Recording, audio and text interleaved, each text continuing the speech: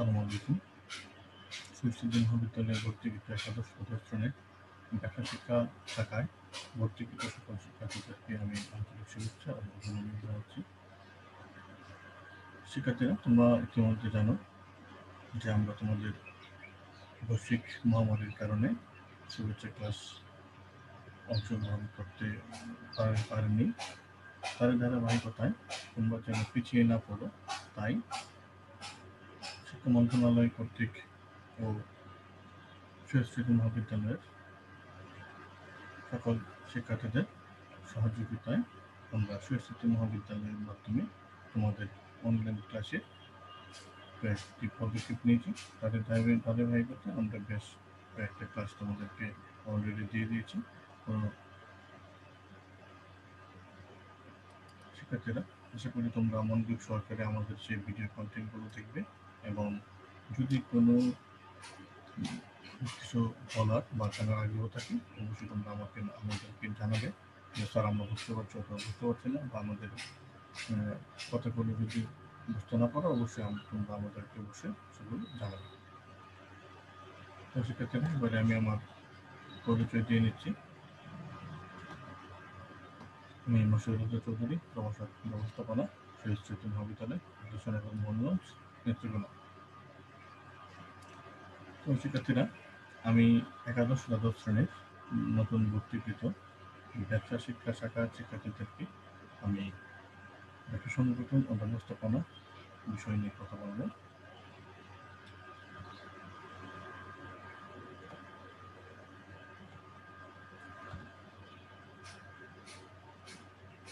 আজকের আলোচনার বিষয় হচ্ছে ব্যবসা সংগঠন ও ব্যবস্থাপনা প্রথম পত্রের প্রথম অধ্যায়, ব্যবসায়ের মৌলিক ধারণা। দ্বিতীয় ক্লাসে তোমাদেরকে আবারও স্বাগত জানিয়ে আমি আমার শ্রেণী কার্যক্রম শুরু করছি। আশা করি তোমরা মনোযোগ সহকারে ভিডিও কন্টেন্টগুলো দেখবে এবং আমার সাথে সম্পৃক্ত হবে। তো শিক্ষার্থীরা, আজকে এই অধ্যায় শেষে তোমরা শিল্পের ধারণা, শিল্পের বৈশিষ্ট্য, শিল্পের প্রকারভেদ, বাংলাদেশের শিল্পের সমস্যা, বাংলাদেশের শিল্পের সম্ভাবনা, বাণিজ্যের ধারণা, বাণিজ্যের বৈশিষ্ট্য এবং বাণিজ্যের প্রকারভেদ সম্পর্কে তোমরা জানতে পারবে। তো শিক্ষার্থীরা, আমি একটু কথা বলে নিই। এর মধ্যে আমি তোমাদের সংগঠন ও ব্যবস্থাপনার প্রথম পত্রের প্রথম অধ্যায়, আমি তোমাদেরকে এর পূর্বেও একটি ক্লাস নিয়েছি। সেখানে তোমাদের সাথে আমি ব্যবসা কি, ব্যবসা কাকে বলে, ব্যবসায়ের বৈশিষ্ট্য, ব্যবসায়ের প্রকারভেদ, বা ব্যবসাকে কভাবে ভাগ করা যায় ইত্যাদি বিষয়ে তোমাদের সাথে আমি আলোচনা করেছি। তো তার ধারাবাহিকতায় আজকে আমি তোমাদের দ্বিতীয় ক্লাসে তোমাদের এই বিষয়গুলো নিয়ে কথা বলবো। তোমরা মনোযোগ সহকারে এই বিষয়গুলো দেখবে। শিক্ষার্থীরা, হয়তো তোমরা অনেকে বই কিনেছো অথবা অনেকেই বই এখনো কিনতে পারোনি, বা কেনার ক্ষেত্রে এখনো তোমাদের সেই নজুল অবস্থায় আছো। তাই আমি তোমাদেরকে এখন যেভাবে প্রতিটা চ্যাপ্টার দিয়ে দিচ্ছি, ইচ্ছা করলে তোমরা ভিডিওটা অফ করে তোমরা প্রতিটা অধ্যায় থেকে তোমরা ওই মূল বিষয়গুলো লিখে নিতে পারবে এবং একটা খাতা থেকে তোমরা ইচ্ছা করলে নোট করে নিতে পারবে। তো আমি আর কথা না বলি, আমি তোমাদের সরাসরি ক্লাসে চলে যাচ্ছি। শিল্পের ধারণা, কনসেপ্ট অফ ইন্ডাস্ট্রি। উদাহরণ দিয়ে শুরু করছি। ধরো, নিশাত ফার্নিচার এর মালিক নিশু হায়দার উন্নত মানের কাঠ সংগ্রহ করে আধুনিক ও রুচিসম্মত ডিজাইনের বিভিন্ন ধরনের আসবাবপত্র তৈরি করেন। এক্ষেত্রে তিনি গ্রাহকদের চাহিদা ও পছন্দকে প্রাধান্য দেন। তাদের ফরমায়েশ অনুযায়ী তিনি নিয়মিতভাবে আসবাবপত্র তৈরি করে সরবরাহ করেন। অন্যদিকে দুলাল মিয়া কিছু জমি লিজ নিয়ে একই সাথে ধান ও মাছের চাষ করেন। তিনি উৎপাদিত ধান ও মাছ ভোক্তাদের কাছে বিক্রি করে প্রচুর অর্থ উপার্জন করেন। এক্ষেত্রে নিশু হায়দার ও দুলাল মিয়ার কাজ শিল্পের অন্তর্ভুক্ত। প্রকৃত অর্থে প্রকৃতি প্রদত্ত কাঁচামাল বা প্রাথমিক দ্রব্যকে প্রক্রিয়াজাতকরণের মাধ্যমে মাধ্যমিক বা চূড়ান্ত পণ্যদ্রব্যে রূপান্তর করার প্রক্রিয়াকে শিল্প বলা হয়। তো শিল্প হলো উৎপাদনের বাহন। এটি পণ্যদ্রব্য ও সেবাকর্মের উৎপাদন ও রূপান্তর প্রক্রিয়ার সাথে জড়িত। মানুষের কোনো জিনিস সৃষ্টি করতে পারে না এবং মানুষ কোনো জিনিস ধ্বংস করতে পারে না।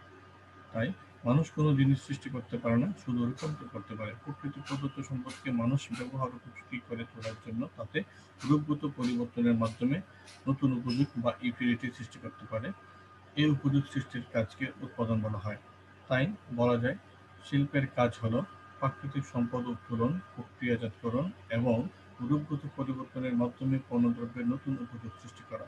বনের কাঠ থেকে আসবাবপত্র তৈরি, তুলা থেকে কাপড় তৈরি, সমুদ্র থেকে মাছ আহরণ প্রভৃতি শিল্পের অন্তর্গত কাজ।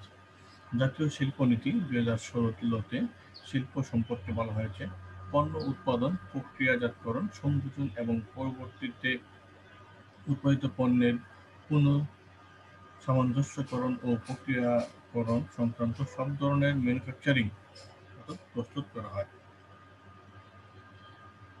সি বি গুপ্ত বলেন, industry is that branch of business which is concern with production of goods or services. অর্থাৎ শিল্প হলো ব্যবসার সেই শাখা যা পণ্য বা সেবা উৎপাদনের সাথে সম্পৃক্ত। সেক্ষেত্রে তোমরা শিল্পনীতির যে সংজ্ঞাটা এবং সি বি গুপ্ত তার সংজ্ঞাটা তোমরা নোট করে রাখবে এবং সেটা 1 নম্বর এবং 2 নম্বরের জন্য তোমাদের সৃজনশীল পরীক্ষা আসতে পারে, তাই তোমরা মুখস্থ করে নেবে। MC শুক্লার মতে the process of extraction, production, conversion, processing of purification of product and described as industry। অর্থাৎ পণ্যদ্রব্যের নিষ্কাশন, উৎপাদন, রূপান্তর, প্রক্রিয়াকরণ অথবা সংযোজন শিল্পকে বা সংযোজন প্রক্রিয়াকে শিল্প বলা হয়। উপরে আলোচনা ও সংজ্ঞা বিশ্লেষণ করলে আমরা জানতে পারি শিল্প ব্যবসায়ের প্রথম ও গুরুত্বপূর্ণ শাখা। এটি পূর্ত ও সেবা উৎপাদনের সাথে জড়িত। এর প্রধান লক্ষ্য হচ্ছে মুনাফা অর্জন। এটি রূপান্তর প্রক্রিয়ার সাথে জড়িত। একটা রেখাচিত্রের মাধ্যমে উপকরণ হচ্ছে প্রাকৃতিক সম্পদ ও কাঁচামাল, প্রক্রিয়াজাতকরণ হচ্ছে উৎপাদন, প্রক্রিয়ার জড়িত ধাপসমূহ, ফলাফল বা উপযোগ হচ্ছে পণ্যদ্রব্য, সেবা, তথ্য, পরামর্শ প্রভৃতি। আমরা বলতে পারি যে কর্ম প্রচেষ্টা বা প্রক্রিয়ার মাধ্যমে প্রাকৃতিক সম্পদ বা কাঁচামাল আহরণ এবং বিভিন্ন উপায়ে এগুলো রূপগত উপযোগ সৃষ্টির মাধ্যমে মানুষের ব্যবহার উপযোগী পণ্য বা সেবা প্রস্তুত করা হয় তাকে শিল্প বলা হয়। তো শিক্ষার্থীরা, শিল্পের সংজ্ঞাটা হচ্ছে প্রাকৃতিক সম্পদ বা কাঁচামাল প্রক্রিয়ার মাধ্যমে পণ্য বা সেবা প্রস্তুত করার প্রক্রিয়াকেই শিল্প বলা হয়, যা মানুষের ব্যবহার উপযোগী হতে হবে। এবার আমরা কথা বলবো শিল্পের কিছু বৈশিষ্ট্য নিয়ে।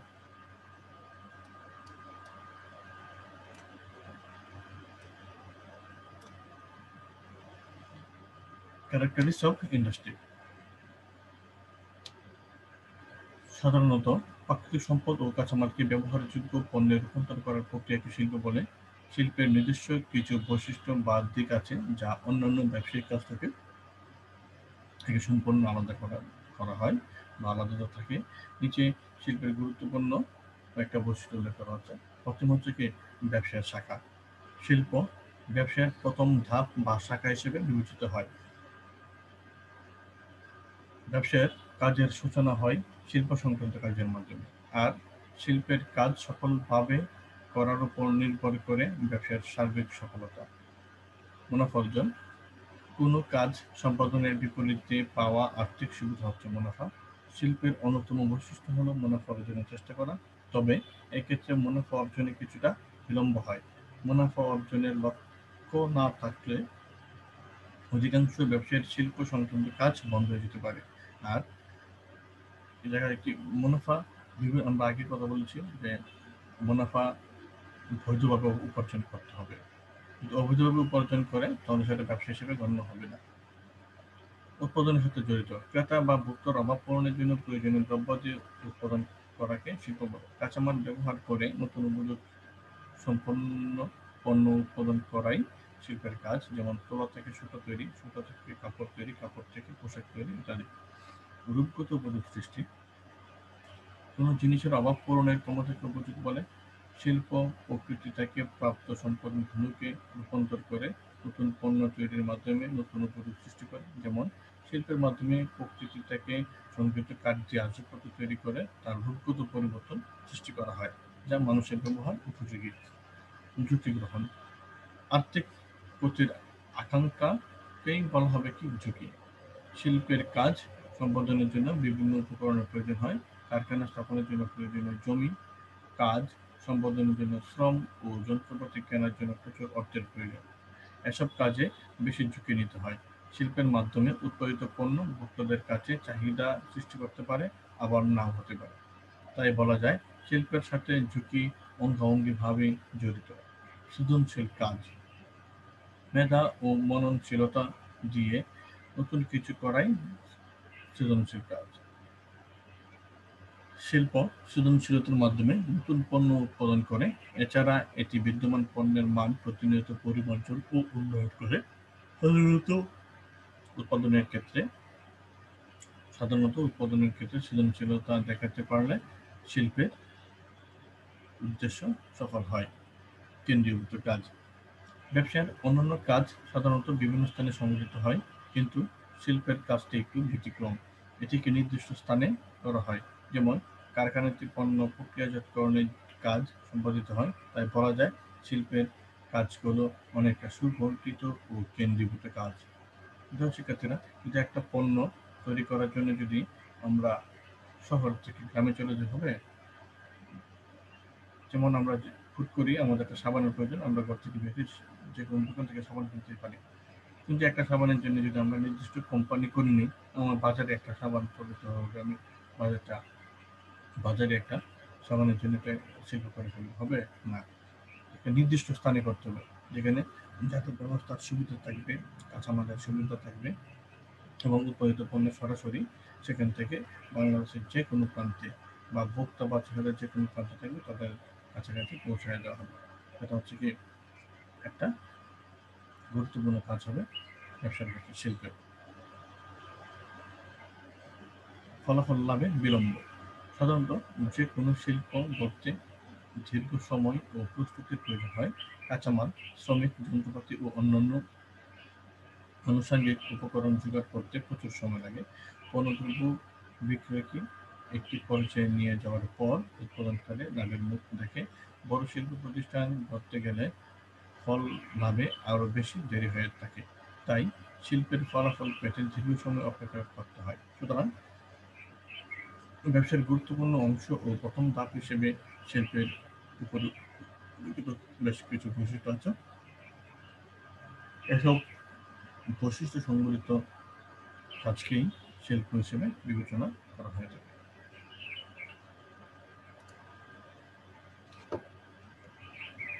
এবারে আমরা দেখব শিল্পের প্রকারভেদ, ক্লাসিফিকেশন অফ ইন্ডাস্ট্রি। আমরা এর আগে দেখেছি ব্যবসাকে ৩ ভাগে ভাগ করা যায়: শিল্প, বাণিজ্য এবং প্রত্যক্ষ সেবা। তো তদ্রূপ শিল্পকেও আবার ২ ভাগে ভাগ করা যায়। শিল্প হলো প্রকৃতি প্রদত্ত সম্পদ ও কাঁচামালকে ব্যবহার উপযোগী পণ্যে প্রস্তুত করার কাজ। এটি একটি উৎপাদনের ধরন হিসেবে বিবেচিত হয়। অর্থাৎ শিল্প ছাড়া কোনো নতুন পণ্য মানুষের ব্যবহার উপযোগী করে তোলা যাবে না শিল্পকে বাদ দিয়ে। তাই শিল্প হচ্ছে ব্যবসার প্রথম ও প্রধান শাখা হিসেবে কাজ করে। বিভিন্ন দৃষ্টিকোণ থেকে শিল্পকে বিভিন্ন ভাগে ভাগ করা যায়, যা নিচে বিস্তারিত আলোচনা করা হচ্ছে। শিল্পকে প্রাথমিক শিল্প এবং দ্বিতীয় পর্যায়ের শিল্প। প্রাথমিক শিল্প হচ্ছে কৃষিজ, প্রজনন এবং নিষ্কাশন। দ্বিতীয় পর্যায়ে হচ্ছে উৎপাদন বা প্রস্তুত, নির্মাণ, সেবা সেবা পরিবেশন শিল্প। আবার প্রস্তুত শিল্পকে আরও বেশ কয়েকটা ভাগে ভাগ করতে হবে: সংযোজন, বিশ্লেষণ, যৌগিক এবং প্রক্রিয়াজাতকরণ এবং সংযুক্ত। তো শিক্ষার্থীরা, তোমরা ওই শিল্পের ভাগগুলো একটা ভালোভাবে দেখবে, কারণ এখানে অবজেক্টিভ আসতে পারে এবং যে কয়েকটা সংজ্ঞা উল্লেখিত আছে, তো সেই সংজ্ঞাগুলো তোমরা আন্ডারলাইন করে মুখস্থ করে নেবে, অথবা যদি কারো বই না থাকে তাহলে এই ভিডিওটা অফ করে অবশ্যই তোমরা সেখান থেকে সংজ্ঞাগুলো খাতায় লিখে রাখবে, নোট আকারে। প্রাথমিক শিল্প কি? প্রকৃতি থেকে সম্পদ উৎপাদন ও সংগ্রহের সব রকম কর্ম প্রচেষ্টা বা প্রক্রিয়া হলো প্রাথমিক শিল্প। এই শিল্প প্রকৃতি বা অদৃশ্য শক্তির উপর বেশি নির্ভরশীল। ফসল চাষ, ভূগর্ভ থেকে খনিজ দ্রব্য সংগ্রহ, নদী থেকে মাছ ধরা, গাভী, হাঁস মুরগি পালন প্রভৃতি এই শিল্পের অন্তর্ভুক্ত। প্রাথমিক শিল্পকে আবার বিভিন্ন ভাগে ভাগ করা যায়। কৃষিজ পণ্য, যে শিল্পে সাধারণত ভূমি চাষাবাদের মাধ্যমে কোনো শস্য বা ফসল ফলানো হয় তাকে কৃষিজ শিল্প বলা হয়। অর্থাৎ যে শিল্পে সাধারণত ভূমি চাষ বা আমরা যেটাকে জমি বলি, ভূমি বা জমি চাষাবাদের মাধ্যমে কোনো শস্য বা ফসল ফলানো হয় তাকে কৃষিজ শিল্প বলা হয়। এক্ষেত্রে হচ্ছে কি ধান, পাট, তামাক ইত্যাদি। প্রজনন শিল্প হচ্ছে যে শিল্পে উদ্ভিদ ও প্রাণীর বংশবিস্তার বা পুনরায় উৎপাদন কাজে ব্যবহার হবে এমন পণ্য তৈরি করা হয় তাকে প্রজনন শিল্প বলে। যে শিল্পে উদ্ভিদ ও প্রাণীর বংশবিস্তার বা পুনরায় উৎপাদন কাজে ব্যবহার করা হবে এমন পণ্য তৈরি করা হয় তাকে প্রজনন শিল্প বলে। যেমন nursery, poultry farm, dairy farm ও হ্যাচারি। নিষ্কাশন শিল্প হচ্ছে যে শিল্পে প্রাকৃতিক উৎস, তত্ত্ব বা তথা ভূগর্ভ, পানি বা বায়ু থেকে সম্পদ আহরণ বা উত্তোলন করা হয় তাকে নিষ্কাশন শিল্প বলা হয়। যে শিল্পে প্রাকৃতিক উৎস তথা ভূগর্ভস্থ পানি বা বায়ু থেকে সম্পদ আহরণ বা উত্তোলন করা হয় তাকে নিষ্কাশন শিল্প বলে। এর মাধ্যমে বিভিন্ন প্রাকৃতিক সম্পদ আহরণ করে সেগুলোর উপযোগিতা বাড়ানো হয়। এতে সাধারণ মানুষের নাগালের বাইরে বেশ কিছু জিনিস তাদের ব্যবহারের আওতায় নিয়ে আসা হয়। যেমন খনিজ থেকে কয়লা, ভূগর্ভস্থ থেকে তেল বা যে গ্যাস আমরা যেটা ব্যবহার করছি, অথবা নদী থেকে বালু, অথবা সাগর থেকে মাছ, এগুলো কিন্তু মানুষের নিয়ম বা হ্যাঁ কার্যক্রম বা নিয়ন্ত্রণের বাইরে বা হাতে মানুষের নাগালের বাইরে, তাই সেটা নিষ্কাশনের মাধ্যমে সম্পাদন করা হয়। দ্বিতীয় পর্যায়ে প্রাথমিক শিল্পের মাধ্যমে সংগৃহীত বা উৎপাদিত পণ্য সামগ্রীকে চাহিদা অনুযায়ী ব্যবহার উপযোগী করার কাজকে বা কাজে নিয়োজিত শিল্পকে দ্বিতীয় পর্যায়ে শিল্প বলা হয়। এরূপ শিল্পকে নিম্নোক্ত ভাগে ভাগ করা যায়। উৎপাদন বা প্রস্তুত, যে শিল্পে মেশিন বা যন্ত্রপাতির সাহায্যে কাঁচামালকে প্রক্রিয়াজাত করে চূড়ান্ত পণ্যে রূপান্তর করা হয় তাকে উৎপাদন বা প্রস্তুত শিল্প বলে। অর্থাৎ যে শিল্পে মেশিন বা যন্ত্রপাতির সাহায্যে কাঁচামালকে প্রক্রিয়াজাত করে চূড়ান্ত পণ্যে রূপান্তর করা হয় তাকে উৎপাদন বা প্রস্তুত শিল্প বলে। সাধারণত কয়েকটি স্তরে এ শিল্পের কাজ সংগঠিত হয়, যেমন চিনি শিল্প, সিমেন্ট, বস্ত্র প্রকৌশল, আসবাবপত্র ইত্যাদি।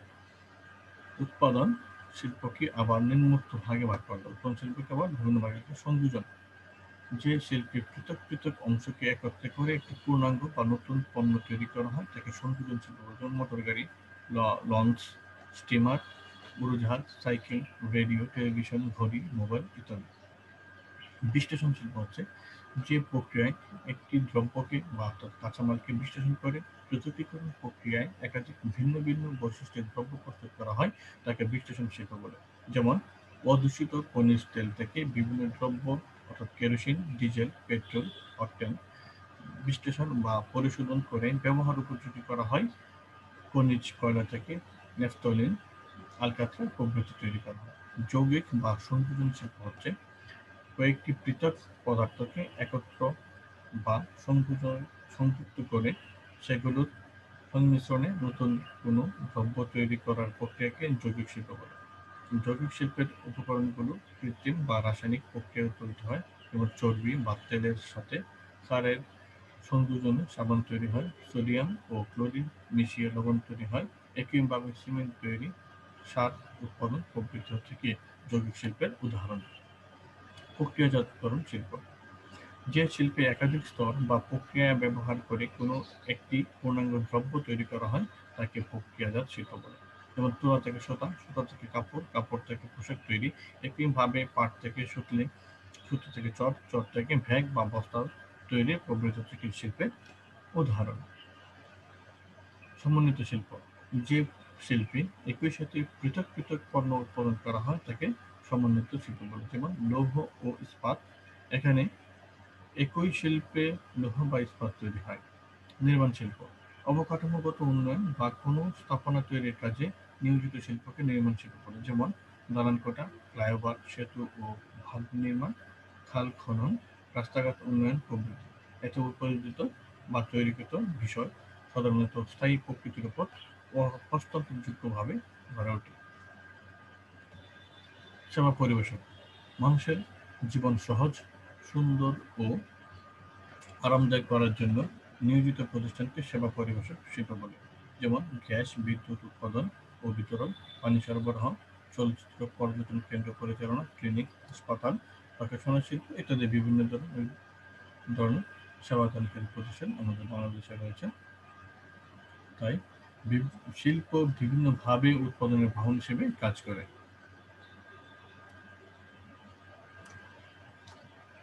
কার্যপ্রণালী ও প্রক্রিয়ার ভিত্তিতে শিল্পকে উপরোক্ত বিভিন্ন ভাগে ভাগ করা যায়, যা আমরা একটু পূর্বে দেখেছি। সেক্ষেত্রে আমি আবার তোমাদেরকে বলছি, তোমরা ওই প্রত্যেকটা সংজ্ঞা তোমরা খাতায় নোট করে রাখবে এবং সংজ্ঞাগুলো ভালো করে মুখস্থ করবে, যাতে করে তোমরা ১ নম্বর এবং ২ নম্বরের জন্য তোমরা ভালো করে আনসার করতে পারো। তো এবারে আমরা কথা বলবো বাংলাদেশের শিল্পের ক্ষেত্রে যে কতগুলো সমস্যা রয়েছে তাই এই বিষয়ে কথা বলবো। Problems of industry in Bangladesh. Bangladesh হচ্ছে কৃষি নির্ভর দেশ। তাই তাছাড়া বাংলাদেশ ঘনবসতিপূর্ণ দেশ। বাংলাদেশে তেমন শিক্ষিতের হার নেই। অধিকাংশ মানুষ, অর্থাৎ গড়ে ৮০-৮৫% মানুষ কৃষির উপর নির্ভরশীল। তাই বিভিন্ন ধরনের সমস্যার সম্মুখীন হয়ে থাকে। বাংলাদেশ কৃষি নির্ভরতা থেকে বেরিয়ে ধীরে ধীরে স্বনির্ভর হচ্ছে। সরকারি ও বেসরকারি উদ্যোগে দেশে বড় আয়তনের শিল্প প্রতিষ্ঠান গঠিত ও পরিচালিত হচ্ছে, তবে বিভিন্ন ধরনের সমস্যার কারণে কাঙ্ক্ষিত পর্যায়ে এখনো পৌঁছায়নি। বাংলাদেশে শিল্পের উল্লেখযোগ্য সমস্যাগুলো হচ্ছে একটা উন্নত প্রযুক্তির অভাব। অনেক শিল্প প্রতিষ্ঠান আছে যেখানে উন্নত প্রযুক্তি ব্যবহার করা হয়, আবার কোথাও কোথাও কি উন্নত প্রযুক্তি ব্যবহার করা হয় না।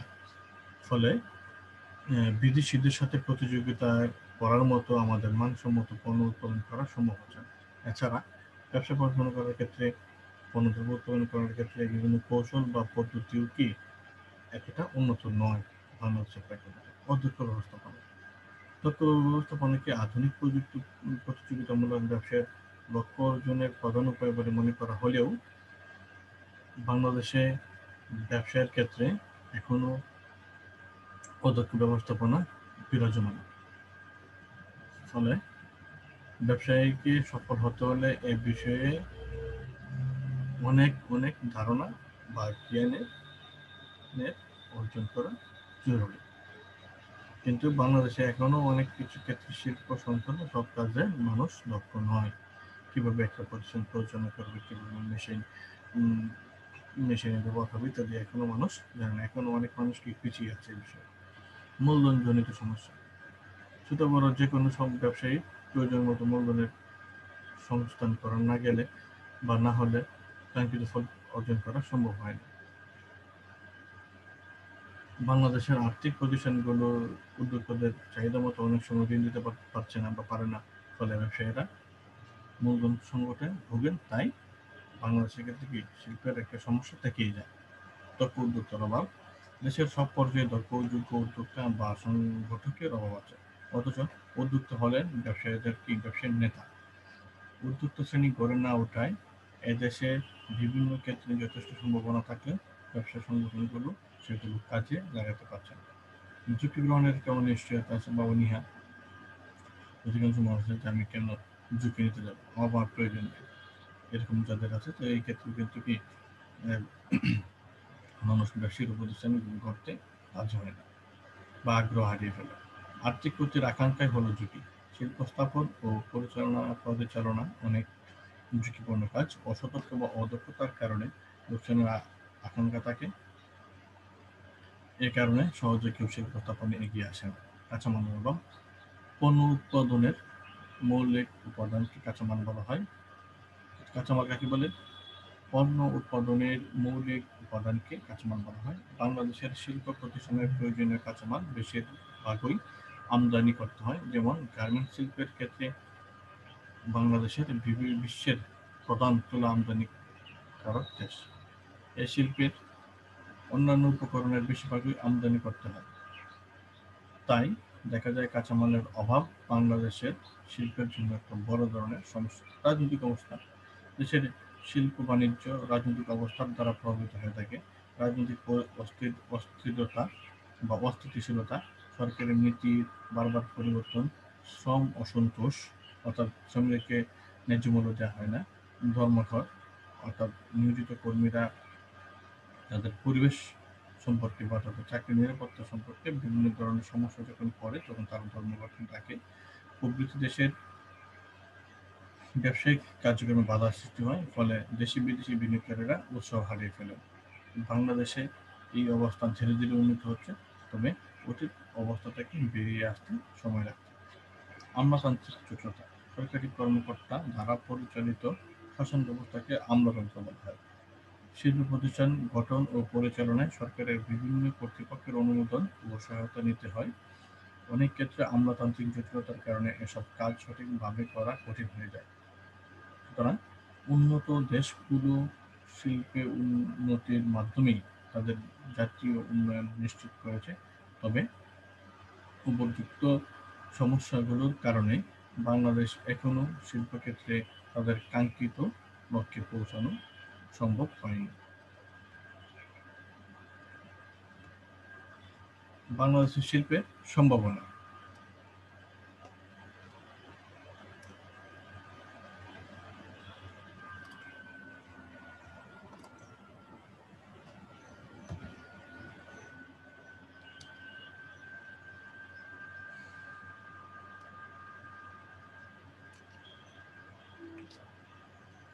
আচ্ছা, এক্ষেত্রে সরকারের নীতির কিছু পরিবর্তন আনতে হবে, সরকারি উদ্যোগ গ্রহণ করতে হবে, বিশেষ খাতের উন্নয়ন করতে হবে, মূলধনের যোগান দিতে হবে, অর্থনৈতিক অঞ্চল প্রতিষ্ঠা, ইপিজেড উন্নয়ন, যোগাযোগ ব্যবস্থার উন্নয়ন, শিল্পের অবদান বৃদ্ধি এবং শ্রমের উন্নয়ন। অর্থাৎ সরকারি নীতি হচ্ছে সরকার শিল্পের পরিবেশ বান্ধব বিকাশ ও উন্নয়ন ত্বরান্বিত করতে সমন্বিত পদক্ষেপ নিয়েছে। দেশের শিল্পায়নের গতিকে বা শিল্পের গতিকে আরো বেগবান করতে শিল্পনীতি 2016 ঘোষণা করা হয়েছে। এ পদক্ষেপগুলোর ফলে দেশের দ্রুত বিভিন্ন ধরনের শিল্পের বিকাশ হবে বলে আশা করা যায়। সরকারি উদ্যোগ: দেশের সামগ্রিক উন্নয়নের রূপকথা বাস্তবায়নের ক্ষেত্রে সরকার 2021 সাল নাগাদ জাতীয় আয়ে শিল্প খাতের অবদান 40% উন্নতি করার জন্য পদক্ষেপ নিয়েছে। বিশেষ খাতের উন্নয়ন: শিল্প খাতে উদ্যোক্তা বান্ধব নীতির ফলে নতুন নতুন শিল্পের বিকাশ হচ্ছে। চামড়া শিল্পের আধুনিকায়ন ও ঢাকা এবং পার্শ্ববর্তী নদীগুলোর দূষণমুক্ত রাখতে টেনারি সাভারের চামড়া শিল্প নগরীতে স্থানান্তর করা হয়েছে। বাংলাদেশে তৈরি ঔষধ ইউরোপ ও আমেরিকা সহ বিশ্বের 144টি দেশে রপ্তানি হচ্ছে। মূলধনের যোগান: দেশের উন্নয়নে বড় ভূমিকা রাখে ক্ষুদ্র ও মাঝারি ঋণ। সরকার এগুলোর প্রসারের ব্যাংক ও অন্যান্য আর্থিক প্রতিষ্ঠানের মাধ্যমে শিল্প ঋণ বিতরণের চেষ্টা করেছে। এছাড়া ব্যাংক সুদের হার এক অঙ্কে নিয়ে আসছে, অর্থাৎ 4% হিসেবে দিচ্ছে সরকার। অর্থনৈতিক অঞ্চল: আগামী 15 বছরে 30,000 হেক্টর জমিতে 100টি আঞ্চলিক অঞ্চল গড়ে তোলা চাচ্ছে। এসব অঞ্চল গড়ে উঠলে অন্তত 1 কোটি লোকের কর্মসংস্থান হবে বলে আশা করা হচ্ছে। তো এক্ষেত্রে বাংলাদেশ শিল্পের একটা সম্ভাবনা লক্ষ্য করা হয়। ইপিজেড উন্নয়ন: দেশের রপ্তানিমুখী শিল্প স্থাপনের দেশি বিদেশি উদ্ভাবকদের আকৃষ্ট করতে ইপিজেড স্থাপন করা হয়েছে। এগুলোতে বিনিয়োগ এবং শিল্প স্থাপন ও পরিচালনায় বিশেষ সুবিধা পাওয়া যায়। এসব ইপিজেডে দিন দিন দেশি বিদেশি বিনিয়োগের পরিমাণ বাড়ছে। যোগাযোগ ব্যবস্থার উন্নয়ন: দেশের নদীপথ ও রেলপথ ও সড়ক যোগাযোগ ব্যবস্থা দিন দিন উন্নত হচ্ছে। নির্মাণাধীন পদ্মা সেতুর কাজ শেষ হলে দক্ষিণবঙ্গের সাথে যোগাযোগ আরও সহজ ও দ্রুত হবে। এতে সারা দেশে শিল্পের সুষম উন্নয়ন হবে বলে আশা করা যায়। শিল্পের অবদান বৃদ্ধি: বাংলাদেশের অর্থনৈতিক কাঠামোগত পরিবর্তন হচ্ছে, অর্থনীতিতে শিল্প খাতের অবদান ক্রমান্বয়ে বাড়ছে। শিল্প বিপ্লবের 80 বছরে ইংল্যান্ডের জিডিপিতে শিল্প খাতের অবদান 20% থেকে 33% উন্নীত করেছে। সেই আলোকেই বাংলাদেশেও একটি ছোটখাটো শিল্প বিপ্লব হয়েছে। 1970 সালে মোট জাতীয় বা জিএনপি গ্রস নেট প্রফিট খাতের অবদান ছিল 6.06%। 2018 এবং 19 অর্থবছরে জিডিপিতে হয়েছে 35.14%। শ্রমের উন্নয়ন: বাংলাদেশের সব ক্ষেত্রেই বেশ সস্তা শ্রমিক পাওয়া যায়। অপরদিকে বিভিন্ন প্রশিক্ষণ কর্মসূচির সুবাদে শ্রমিক বেশ দক্ষ হয়ে উঠেছে। এই দক্ষ শ্রমিকদের বিভিন্ন শিল্পে বিনিয়োগ করা গেলে উৎপাদনের পরিমাণ ও মান আরও বাড়বে। এতে শিল্পের উন্নয়নের সম্ভাবনা রয়েছে। বাংলাদেশের প্রাকৃতিক সম্পদের সমৃদ্ধ একটি দেশ। এই দেশে আছে বিপুল জনগোষ্ঠী ও সস্তা শ্রম। বিপুল জনগোষ্ঠী পণ্যের বাজারে এবং সস্তা শ্রম উৎপাদনে ব্যাপক অবদান রাখতে পারে। এবারে সেক্ষেত্রে আমরা কথা বলবো বাণিজ্যের ধারণা। মনে করো তুমি পাবনা একটি সুগার মিল থেকে 100টি বস্তা চিনি কিনছো, কিন্তু পাবনার সুগার মিল ওইটাই হচ্ছে কি শিল্প। তোমার উদ্দেশ্য হলো কেনা দামের চেয়ে বেশি দামে ভোক্তার কাছে চিনি বিক্রয় করে লাভবান হওয়া। কিন্তু উক্ত চিনি মিল থেকে কেনার পর ভোক্তার কাছে পৌঁছানোর ক্ষেত্রে তুমি বেশ কিছু সমস্যায় পড়বে। হতে পারে পরিবহন বা কেউ নিবে বা রাস্তাঘাট হতে পারে। অর্থাৎ চিনির বস্তাগুলো দূরের ভোক্তাদের কাছে নিয়ে যেতে হবে। নেওয়ার সাথে চুরি বা ছিনতাই হতে পারে, কিছু চিনি নষ্ট হতে পারে। তাই চিনি মজুত করার ব্যবস্থা করতে হবে, অর্থাৎ গুদামজাত করতে হবে। আবার বিক্রির জন্য বিভিন্ন ব্যবস্থা নিতে হবে। এই কাজগুলো করার জন্য তোমার অনেক অর্থের প্রয়োজন হবে। এক্ষেত্রে চিনি বা পণ্য উৎপাদনের পর চূড়ান্ত ভোক্তার কাছে পৌঁছানোর ক্ষেত্রে তোমাকে স্থানগত, ঝুঁকিগত, স্থানগত, কালগত, অর্থগত, সত্যগত প্রভৃতির সমস্যা পড়তে হবে। এসব সমস্যা তুমি পরিবহন, বিমান, গুদামজাতকরণ, ব্যাংকিং, বাজারজাতকরণ, যোগাযোগ ও ক্রয় বিক্রয়ের মাধ্যমে সমাধান করতে পারবে। এই কাজগুলো সমষ্টিকেই বলা হবে কি বাণিজ্য। অর্থাৎ উৎপাদিত পণ্য সামগ্রী চূড়ান্ত ভোক্তার কাছে পৌঁছানোর ক্ষেত্রে সম্পাদিত যাবতীয় কাজের সমষ্টি হচ্ছে বাণিজ্য। শিল্পে উৎপাদিত পণ্য সামগ্রী পরবর্তী শিল্প বা প্রকৃত ভোক্তাদের কাছে পৌঁছানোর ক্ষেত্রে যে বাধা দেখা দেয় তা দূর করার জন্য পণ্য বিনিময় বা ক্রয় বিক্রয় ও এর সহায়ক কার্যাবলী হলো কি বাণিজ্য। সাধারণত পণ্য উৎপাদনের পর বাণিজ্যের কাজ শুরু হয়। আর পণ্য উৎপাদিত হচ্ছে কোথায়? শিল্পে। এবং চূড়ান্ত ভোক্তার কাছে পৌঁছানোর জন্য যাবতীয় কাজ করছে বাণিজ্য।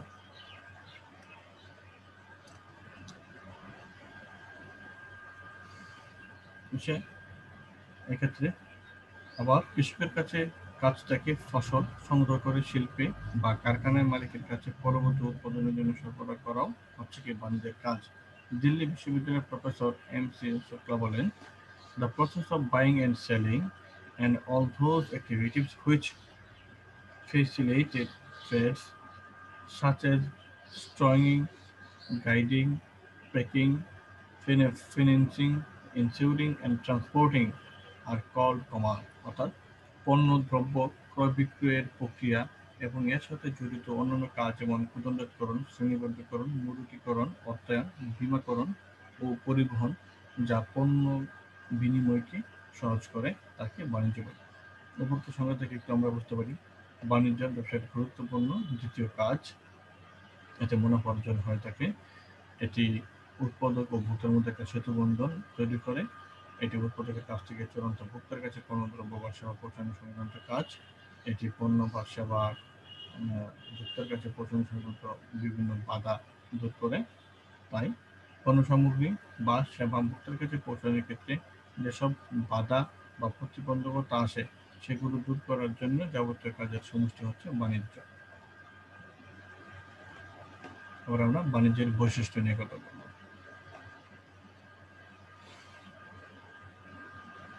বাণিজ্য ব্যবসাটি গুরুত্বপূর্ণ শাখা। এটি শিল্পে উৎপাদিত পণ্য সামগ্রী চূড়ান্ত ভোক্তার কাছে পৌঁছে দিয়ে ব্যবসায়ের উদ্দেশ্যকে কি করে সফল করে।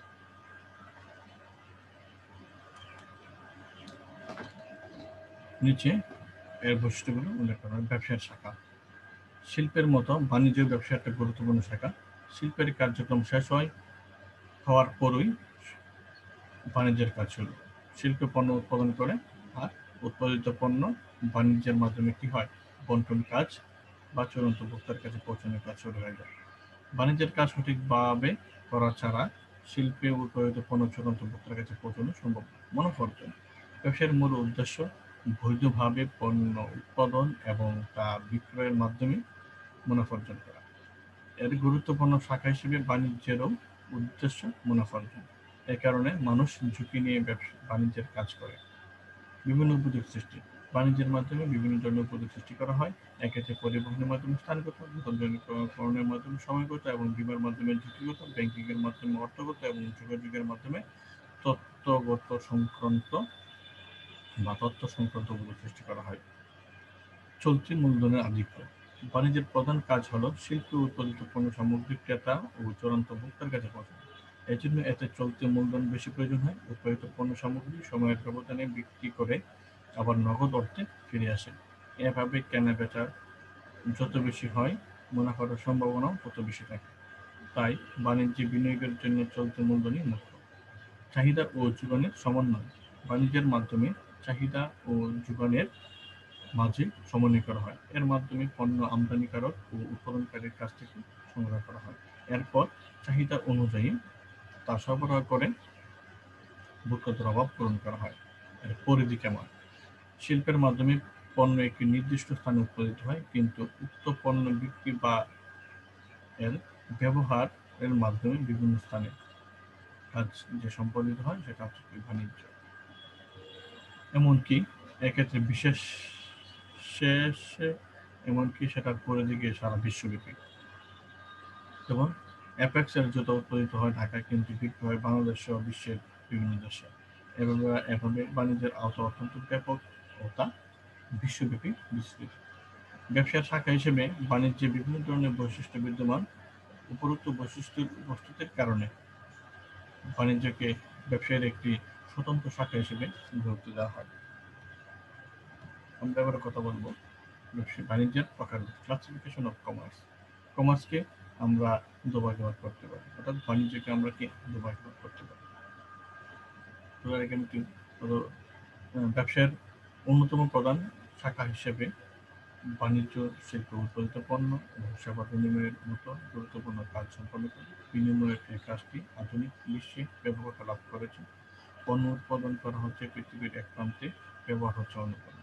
অর্থাৎ যে প্রান্তে উৎপাদন হচ্ছে সেটা হচ্ছে শিল্পের কাজ, আর এক জায়গা থেকে অন্য জায়গায় নিয়ে আসা সেটা হচ্ছে বাণিজ্যের কাজ। বাণিজ্যের কারণে সেটি সম্ভব হচ্ছে। নিচে বাণিজ্যকে সংক্ষেপে উপস্থাপন করা যায়। বাণিজ্য দুভাগে ভাগ করা যায়। একটা হলো পণ্য ক্রয় বিক্রয়, আর হচ্ছে কি পণ্য ক্রয় বিক্রয় সংক্রান্ত যাবতীয় কার্যক্রম। পণ্যকে পণ্য বিনিময়কে দুভাগে ভাগ করা যায়। একটা হচ্ছে অভ্যন্তরীণ পণ্য বিনিময়, একটা বৈদেশিক।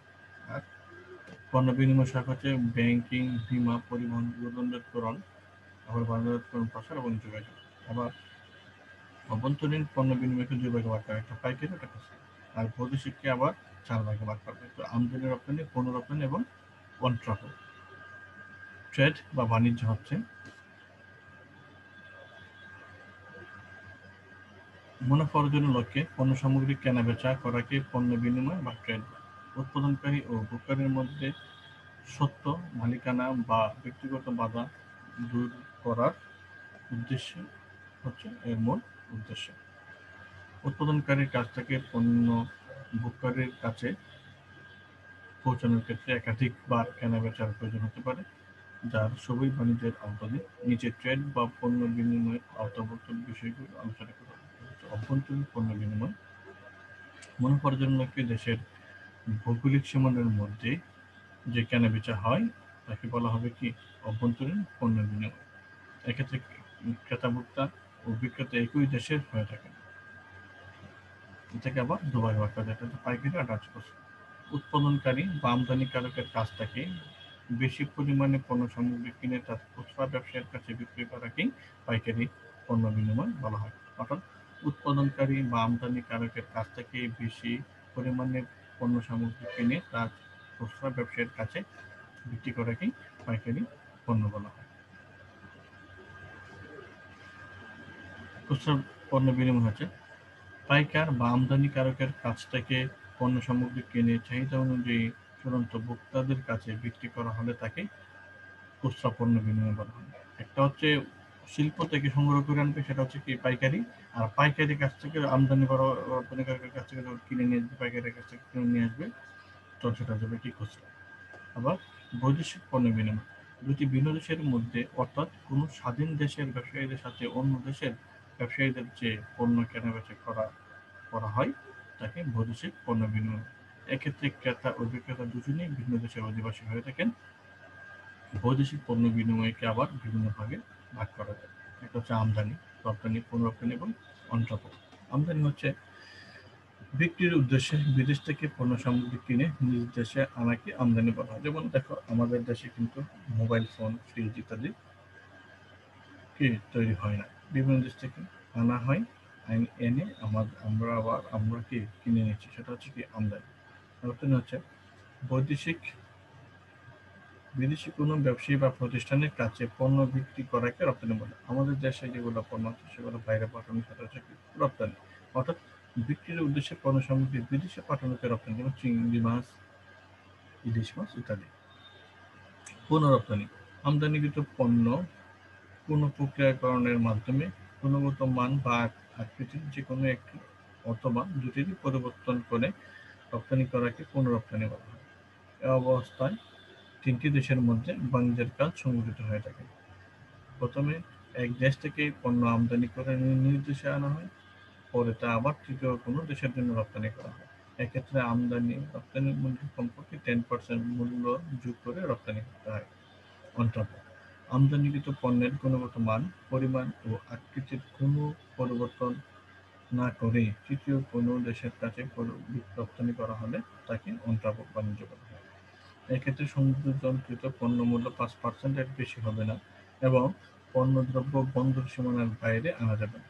সাধারণত দুটি দেশের মধ্যে সরাসরি বাণিজ্যিক সম্পর্ক না থাকলে তৃতীয় কোনো দেশ উক্ত দেশের মধ্যে বা উক্ত দেশের এক দেশ থেকে পণ্য আমদানি করে তা অপর দেশে রপ্তানি করে। পণ্য বিনিময় সহায়ক কার্যাবলী। পণ্য বিনিময় সহায়ক কার্যাবলী অভ্যন্তরীণ ও বৈদেশিক পণ্য বিনিময় সঠিকভাবে সম্পাদনের ক্ষেত্রে বেশ কিছু বাধার সৃষ্টি হয়। এসব বাধা দূর করার জন্য সম্পাদিত কার্যাবলীকে পণ্য বিনিময় সহায়ক কার্যাবলী বলে। বাণিজ্যের আওতাধীন এসব কাজকে নিম্নস্তরে ভাগ করা হয়। ব্যাংকিং কার্যক্রম। ব্যাংক যেসব কাজ সম্পন্ন করে তাকে ব্যাংকিং কার্যক্রম বলে। আমানত গ্রহণ করবে ও ঋণ প্রদান করবে। বীমা বাণিজ্য তথা ব্যবসায়ের সাথে ঝুঁকি ওতপ্রোতভাবে জড়িত। এই ঝুঁকি ব্যবসায়ীদের স্বাচ্ছন্দ্যে ব্যবসা পরিচালনায় যেমন বাধা তৈরি করে, তেমনি অনেক সময় মারাত্মক আর্থিক ক্ষতির সম্মুখীন হতে পারে। এই ঝুঁকিগত বাধা দূর করার জন্য বিভিন্ন ধরনের বীমা প্রতিষ্ঠান গুরুত্বপূর্ণ ভূমিকা পালন করে থাকে। বীমা করা থাকলে ব্যবসায়ী তার ব্যবসায়ের কাজগুলো নিশ্চিন্তে বা স্বাচ্ছন্দ্যে সম্পন্ন করতে পারে। পরিবহন উৎপাদনকারী ও ভোগকারীর মধ্যে স্থানগত দূরত্ব বাণিজ্যের মাধ্যমে বা বাণিজ্যের ক্ষেত্রে বাধা তৈরি করে। এই বাধাটা দূর করার জন্য বিভিন্ন ধরনের পরিবহন ব্যবস্থার কাজ করে থাকে। নৌপথ হতে পারে বা স্থলপথ হতে পারে। গুদামজাতকরণ পণ্য সামগ্রী উৎপাদনের পর ব্যবহারের সময় পর্যন্ত বিভিন্ন পর্যায়ে তা সংরক্ষণের প্রয়োজন হয়। পণ্য উৎপাদন হয় এক সময়ে কিন্তু ব্যবহার হয় অন্য সময়ে। গুদামজাতকরণ এ ধরনের সময়গত বাধা দূর করে পণ্য সরবরাহের ধারাবাহিকতা বা নিরবচ্ছিন্নতা রক্ষা করে। বাজারজাতকরণ প্রসার পণ্য উৎপাদনের পর তাকে জানানোর প্রয়োজন হয়, এজন্য বাজারজাতকরণের প্রসারের ব্যবস্থা করতে হয়। সম্ভাব্য ক্রেতা বা ভোক্তাকে পণ্য বা সেবার প্রতি বিভিন্ন কৌশলে আকর্ষণ তৈরি করাকে বাজারজাতকরণ প্রসার বলে। এর মাধ্যমে সম্ভাব্য ক্রেতাকে চূড়ান্ত ও স্থায়ী ক্রেতা বা ভোক্তায় পরিণত করার চেষ্টা করা হয়। এটি সাধারণত প্রচার ও বিজ্ঞাপনের মাধ্যমে করা হয়। এর মাধ্যমে ক্রেতা পণ্যের গুণাগুণ, মূল্য ও ব্যবহার বিধি সম্পর্কে জানতে পারে। বাজারজাতকরণ প্রসারের মাধ্যমে বাণিজ্যের জ্ঞানগত বাধা দূর করে। যোগাযোগ যোগাযোগ বলতে দুই বা ততোধিক ব্যক্তি বা পক্ষের মধ্যে তথ্য বা ভাবের বিনিময়কে বোঝায়। ক্রেতা ও ভোক্তাদেরকে যথাসময়ে সঠিক তথ্য দেওয়া বাণিজ্যের একটি গুরুত্বপূর্ণ কাজ। এরপর বাণিজ্যিক কার্যক্রমের সাফল্য নির্ভর করে তথ্য সংক্রান্ত সমস্যা দূর করার জন্য ক্রেতা বা ভোক্তাদের সাথে বিভিন্ন উপায়ে যোগাযোগ করা হয়। তো শিক্ষার্থীরা, আজকে আমি তোমাদের সাথে ব্যবসা সংগঠন ব্যবস্থাপনা প্রথম অধ্যায় দ্বিতীয় ক্লাসের তোমাদের সাথে বাণিজ্য এবং শিল্প নিয়ে কথা বলেছি বা আলোচনা করেছি। তোমরা সেই আলোচনা কতটুকু বুঝতে পেরেছ এবং কতটুকু নোট করতে পেরেছো অবশ্যই আমাকে জানাবে এবং ভালো করে ক্লাসগুলো দেখার চেষ্টা করবে। আমি আবারও বলছি, প্রতিটা পৃষ্ঠার ইচ্ছা করলে তোমরা ভিডিওটাকে অফ করে বা স্টপ করে তোমরা পেজ আকারে এই লেখাগুলো দেখে নিতে পারো এবং সুন্দরভাবে তোমরা তোমাদের খাতায় লিখে নিতে পারো।